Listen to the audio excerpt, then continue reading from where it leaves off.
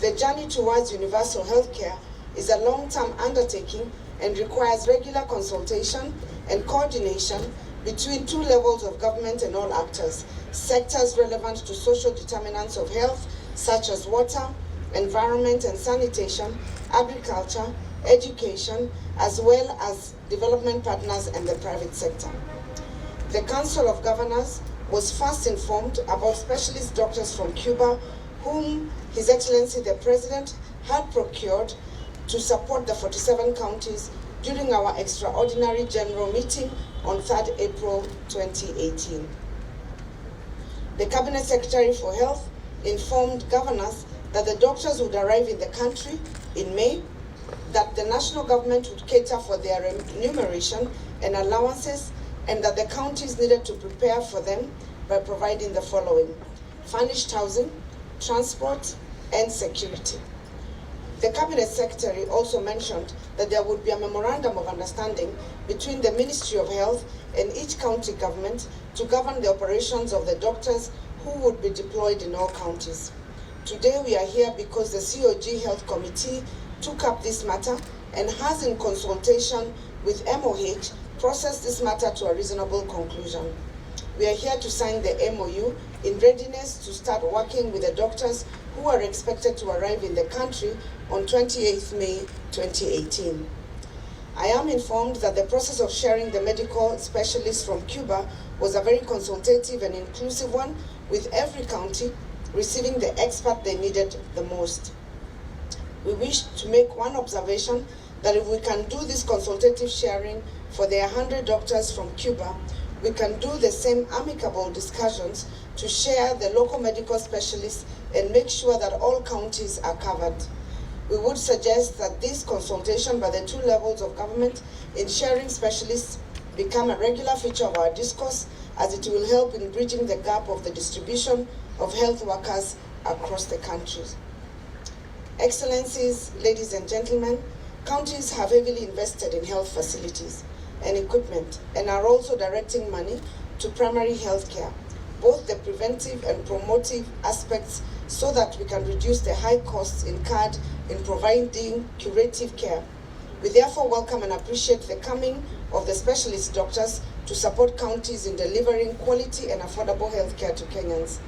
In this regard, as we work towards implementing the MOU, the national and county governments will need to work very closely to provide the enabling environment, the tools and equipment, health products and commodities for the specialists to do their work. We will need to strengthen our referral system and structures to minimize the inconvenience to the public in accessing healthcare.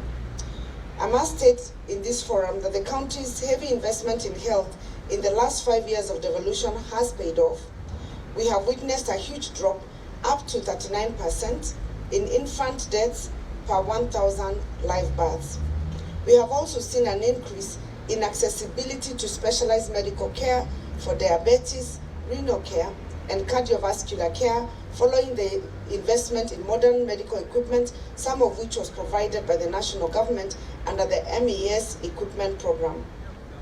As I highlighted at the recently concluded conference, we must not only ask ourselves how ready we are at both levels of government to provide universal health coverage for the entire Kenyan population, but also consider the human resources need, the equipment and infrastructural gaps that should be filled to attain universal health coverage.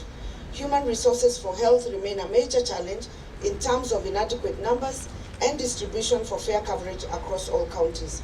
The situation is compounded by the limited number of medical specialists in Kenya, and some counties have never had specialists for certain services since independence.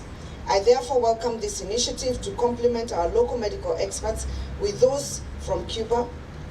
There are counties which have never received medical specialists in some areas of specialty in medical practice, and therefore this can only be a welcome move. I challenge our local medical specialists to be ready to serve in and live in any part of Kenya as we endeavor to improve the quality of our health care to all Kenyans. We also need to urgently address the issue of industrial strikes witnessed in 2016-2017 that left the health sector paralyzed for over 100 days, leaving many Kenyans who rely on public health care stranded and compelled to either bear huge medical bills in private facilities or watch their loved ones suffer without help and in worst cases die. To this extent, we will require adequate resources and seek the support of the national government through the Ministry of Health. And this is therefore not the end, but just a beginning of working together to achieve the overarching objective, which is to provide quality, affordable, and accessible healthcare services to all Kenyans.